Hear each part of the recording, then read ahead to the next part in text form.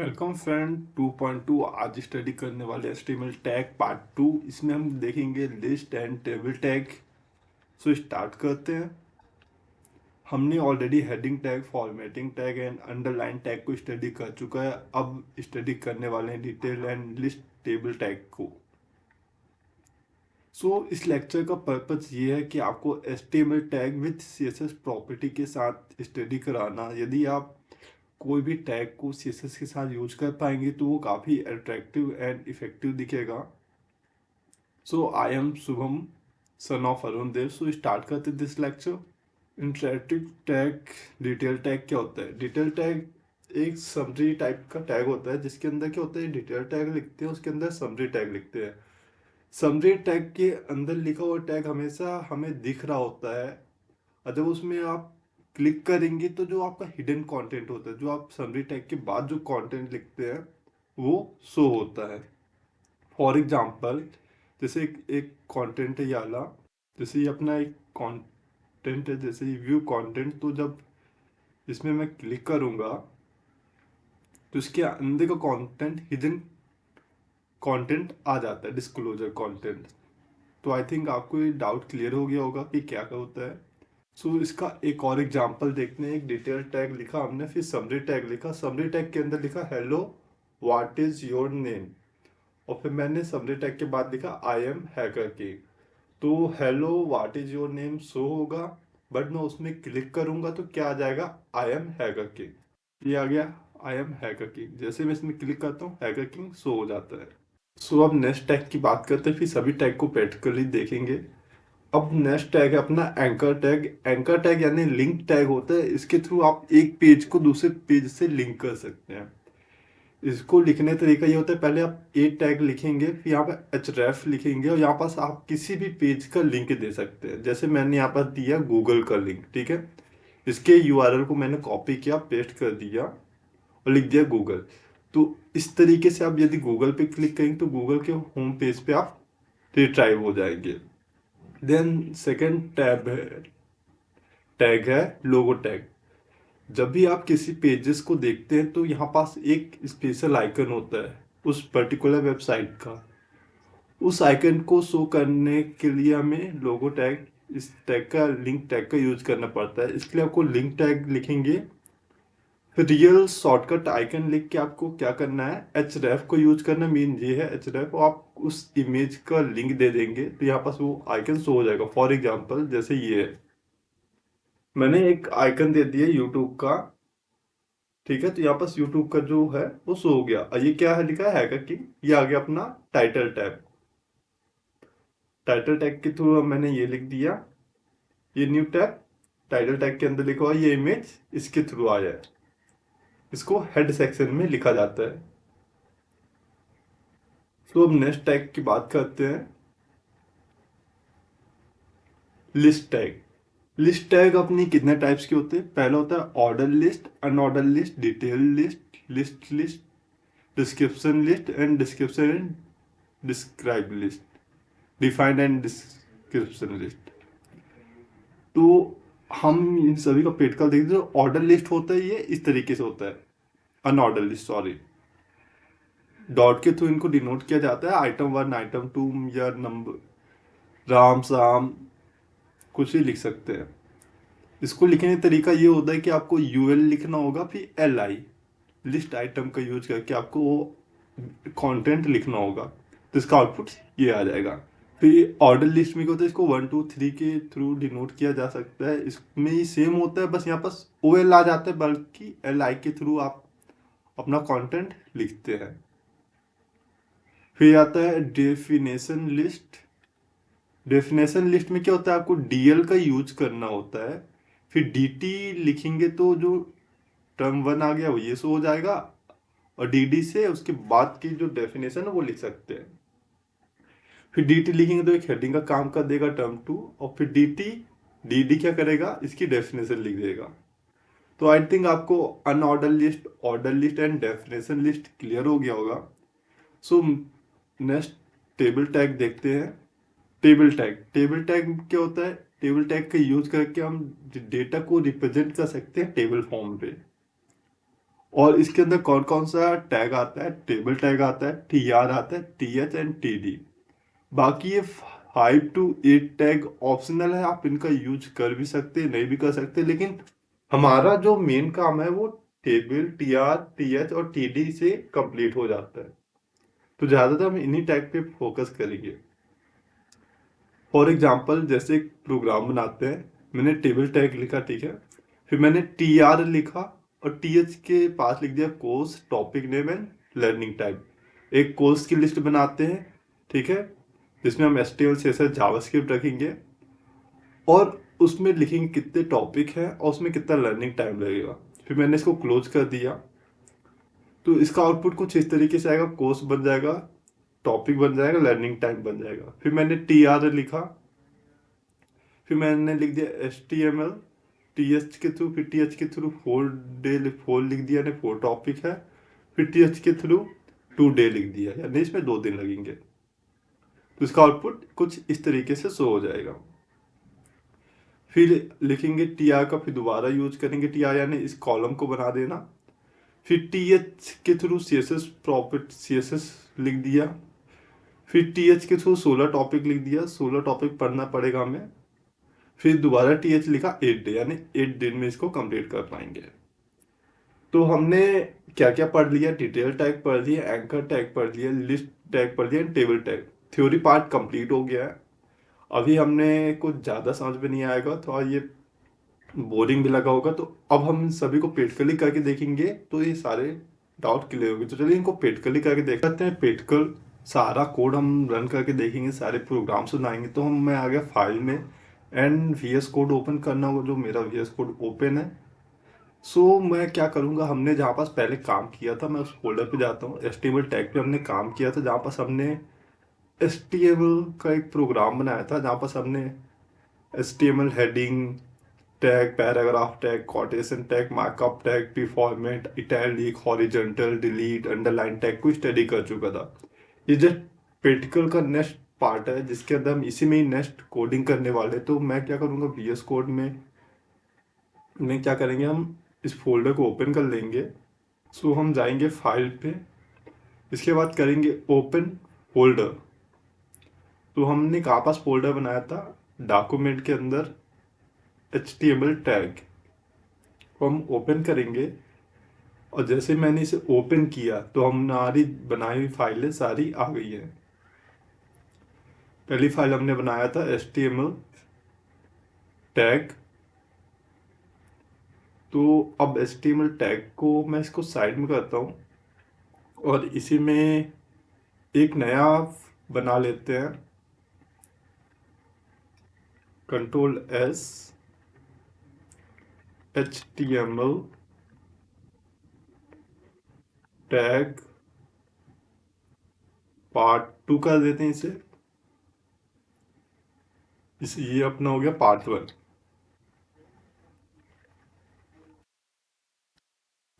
Part 2 के बाद हमें लास्ट में .html एक्सटेंशन लिखना होता है, जो मैंने नहीं लिखा, तो HTML फाइल ही नहीं बनी है। तो इसमें मैं .html एक्सटेंशन लिखना है।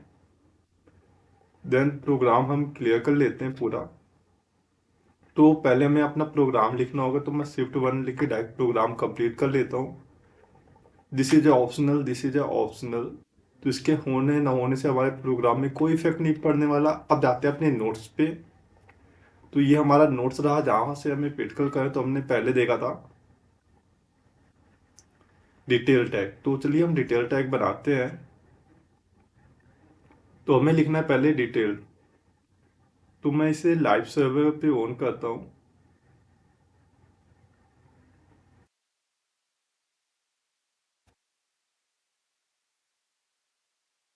तो अलाउ हो गया। अब हम कुछ अच्छा कर पाएंगे। सो अब हम देखने वाले हैं डिटेल टैग, ठीक है। तो क्या करेंगे, पहले हम थोड़ा CSS का यूज कर लेते हैं, इस पेज को थोड़ा अच्छा बना लेते हैं। तो मुझे बैकग्राउंड चाहिए ब्लैक। तो मैं क्या करूँगा, स्टार लगाऊंगा। इसे एक सिलेक्टर कहते हैं, यूनिवर्सल सिलेक्टर का मैं यूज करके बैकग्राउंड कलर को क्या करने वाला हूँ, सॉरी, मुझे स्टाइल टैग का यूज करना था यहाँ पे, मैं पहले स्टाइल टैग का यूज कर लेता हूँ। STYLE स्टाइल टैग का यूज किया, मतलब हम यहाँ पर CSS अब लिख सकते हैं। अब CSS लिखने के लिए हमें यूनिवर्सल सिलेक्टर का यूज करना है। अब मैंने यूनिवर्सल सिलेक्टर का यूज कर लिया। अब मुझे बैकग्राउंड कलर लिखना है ब्लैक। ये आ गया बैकग्राउंड कलर ब्लैक। ओके, तो बैकग्राउंड हो गया हमारा ब्लैक। अब क्या करना है, कलर जो बाकी कलर जो टेक्स्ट लिखेंगे वो उसका ही कलर देना होगा, तो कलर कर देते हैं वाइट। ठीक है, हो गया है। Mission is complete. अब हम डिटेल टैग का यूज करते हैं। तो हेडिंग दे देते हैं पहले, एक H1 टैग लेते हैं, कलर एक्वा कर देता हूँ मैं। ठीक है, तो अब H1 टैग से हम पहले क्या करते हैं, डिटेल टैग लिख लेते हैं, DTIL detail tag, control S, तो आ गया डिटेल टैग। ओके, देन अब हम अपना मेन कोड रन करते हैं जो हमें रन करना था। वो क्या था, DETAIL डिटेल क्लोज किए। फिर हमें समरी का यूज करना है। अब समरी के अंदर हम जो लिखेंगे सिर्फ वही वॉच होगा। तो मैं लिख देता हूँ hello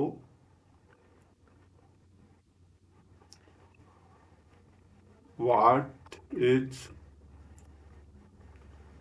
your name, control S, तो आ गया hello what is your name. तो यहाँ पर अभी कुछ शो नहीं हो रहा है, नीचे मैं कुछ लिख रहा हूँ तो, क्योंकि अब मुझे समरी के नीचे जो भी लिखूंगा वो मुझे शो होगा। तो एसवेंसन ऑफ अरुण देव।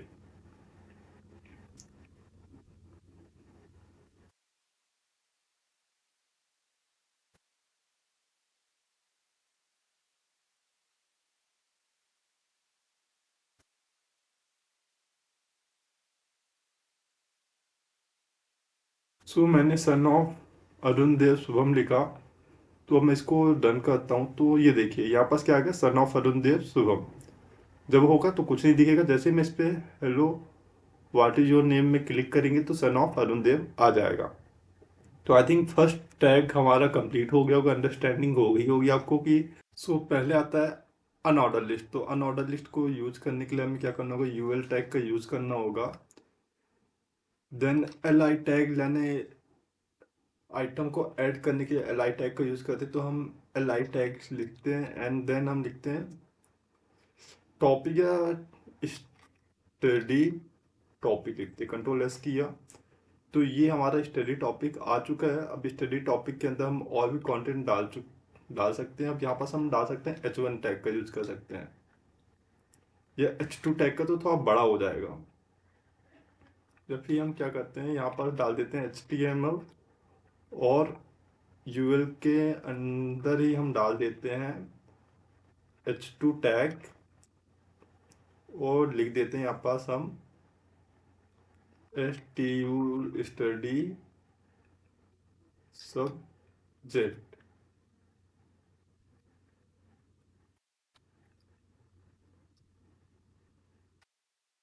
देन ये आ गया था। सो अब सही हो गया। लिस्ट टैग स्टडी सब्जेक्ट के अंदर पहला लिस्ट ऐड हो गया HTML का। दूसरा लिस्ट ऐड कर देते हैं CSS। थर्ड ऐड करते हैं GS। सो हमारा लिंक लिस्ट टैग में पहला टैग हो गया ये। अनऑर्डर लिस्ट कर देते हैं इसको। अब अनऑर्डर्ड लिस्ट, इसको डिनोट करते हैं यूएल से। ठीक है, देन सेकेंड लिस्ट है हमारी ओएल लिस्ट। तो अब ओएल लिस्ट को हम यूज करते हैं, तो H2 टैग का यूज कर लेते हैं। अब अगला लिस्ट अपना ऑर्डर, इस ऑर्डर लिस्ट को हम ओएल के थ्रू डिनोट करते हैं।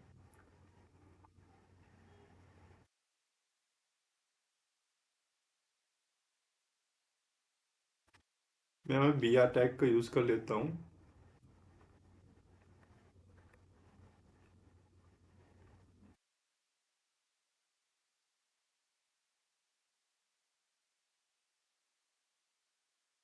तो अब काफ़ी स्पेस आ गई, स्पेस नहीं तो दिख नहीं रहा था अच्छे से, तो मैंने ब्रेक टैग का यूज़ करके काफ़ी स्पेस क्रिएट कर दिया। अब यहाँ पर भी हम पहले ओएल लिखेंगे, फिर एल आई टैग के थ्रू आइटम ऐड कर देंगे। तो पहला आइटम ऐड कर देते हैं, प्रोग्रामिंग लैंग्वेज का ही ऐड कर देते हैं, सी प्लस प्लस। सेकेंड कर देते हैं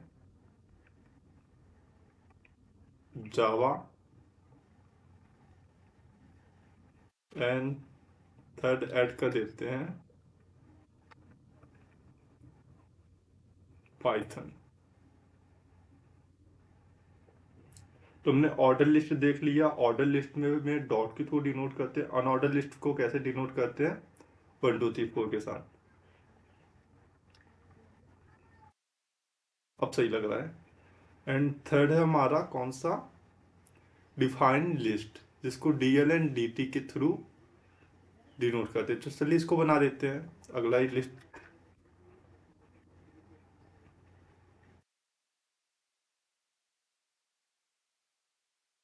तो अब यहाँ पर लिखते हैं इसको डिफाइंड लिस्ट।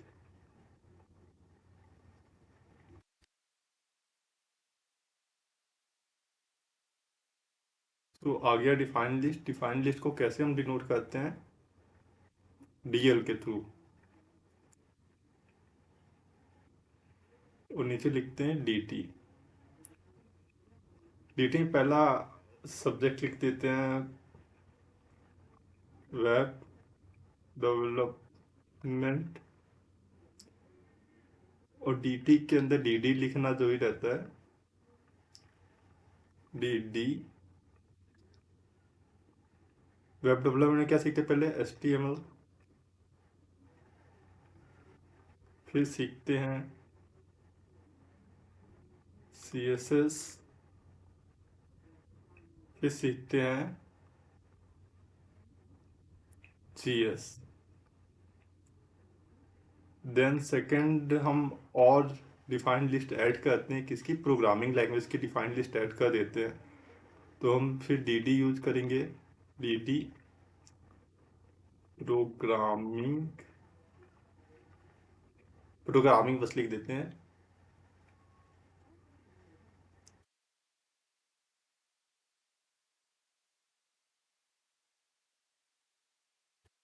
तो यहाँ पर डीटी लिखना था।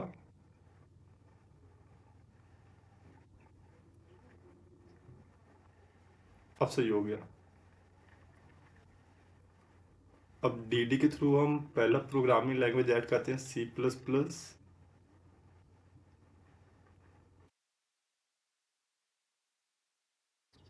अगला हो गया जावा। देन थर्ड हो गया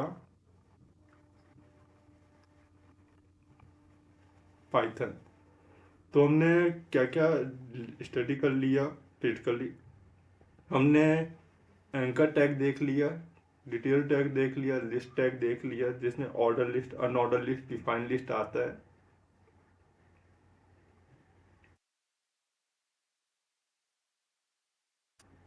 सो अब आता है मेन टेबल टैग को स्टडी करने की। तो चलिए टेबल टैग स्टडी करते हैं। तो टेबल टैग बनाने के लिए हम एक न्यू फाइल बना लेते हैं पहले, इसे क्लोज कर देते हैं।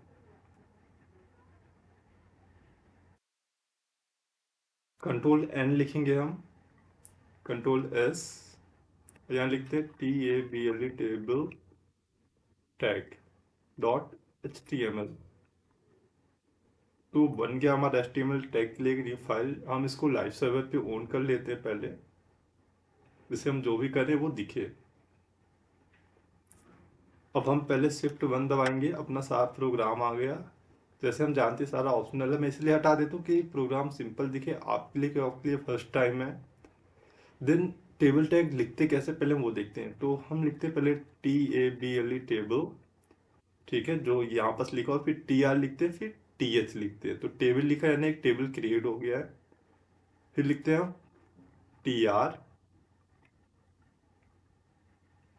और TR के नीचे नीचे लिखते हैं TH।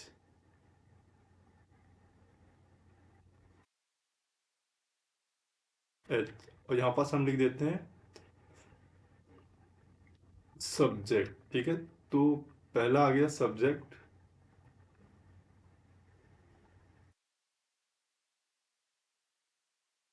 एंड दूसरा आ गया TH, बना देते हैं लर्निंग टाइम, या टॉपिक लिख देते हैं।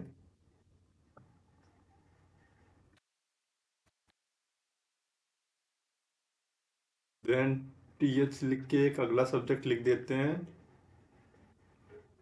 लर्निंग डे, ठीक है। अब इसी के नीचे यदि मुझे कॉलम ऐड करना है, तो मैं ये TR को दोबारा रिपीट कर दूंगा,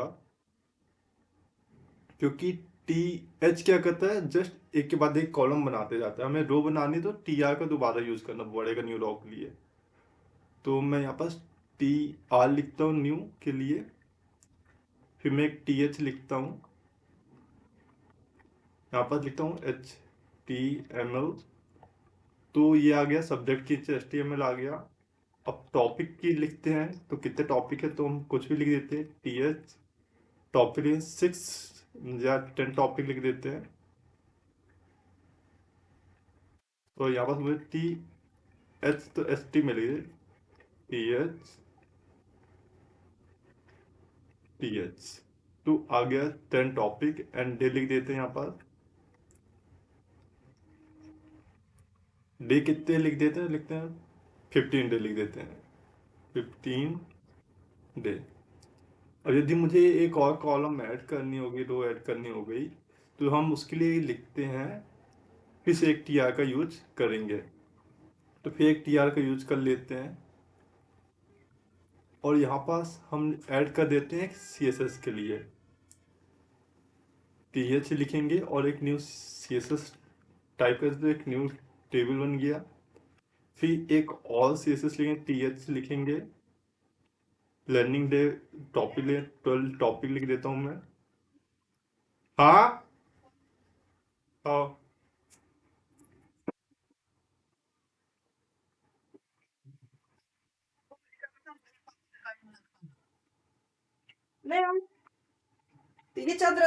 डाल देते हैं लर्निंग डे।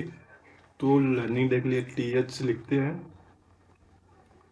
देन डे लिख देते हैं, 15 ही लिख देते हैं। सो आ गया 50 डे भी सो हो गया हमारा। देन ऐसे एक जावा स्क्रिप्ट के लिए भी बना देते हैं, वरना जावा स्क्रिप्ट बुरा मान जाएगा।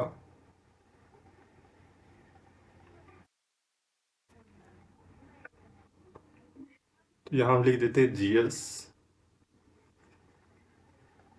देन टॉपिक लिख देते हैं 10 to